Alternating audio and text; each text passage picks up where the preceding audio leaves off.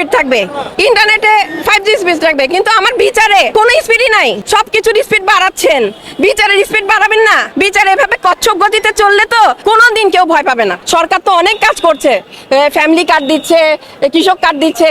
এত কার্ডের চাইতেও বেশি দরকার হচ্ছে এই যে আমার বাচ্চাকে ফেলে আমি এখানে আসছি প্র্যাকটিস করতে, আমার বাচ্চা যেন সুরক্ষিত থাকে। আর যাদের বাচ্চা ধর্ষণের শিকার হয়েছে তারা যেন লাইটা দেখে যেতে পারে নিজের জীবদ্দশায়। এই কাজ তো করতেছেন না। মানুষ সবাই মনে করছে দেশের উন্নতি হচ্ছে, তাহলে জুডিশিয়ারিতে কি কারণে স্পিড দিচ্ছেন না? এটাতে স্পিড দেন। মোবাইলে 5G স্পিড থাকবে, ইন্টারনেটে 5G স্পিড থাকবে, কিন্তু আমার বিচারে কোনো স্পিডই নাই। এটা এমন একটা দেশ, আপনার একটা আপিল বেঞ্চ আলাদাভাবে করতে কি এমন সমস্যা এই 20 কোটি মানুষের দেশে?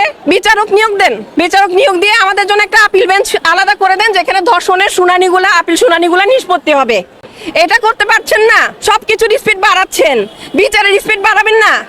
বিচার এভাবে কচ্ছপ গতিতে চললে তো কোনোদিন কেউ ভয় পাবে না। ধর্ষণ করতে থাকবে, মাদক খেতে থাকবে, চুরি ডাকাতি করতে থাকবে, চাঁদাবাজি বেড়ে যাচ্ছে, তাহলে আপনারা বিচারের স্পিড বাড়ান। আমি জানি এই কথাটা বলার ফলে অনেক সমালোচনার শিকার হব, কিন্তু আমি তারপরও একজন ব্যক্তিগতভাবে নাগরিক, তারপর আইনজীবী হিসেবে মনে করি বিচার প্রক্রিয়ার স্পিড বাড়ানো দরকার।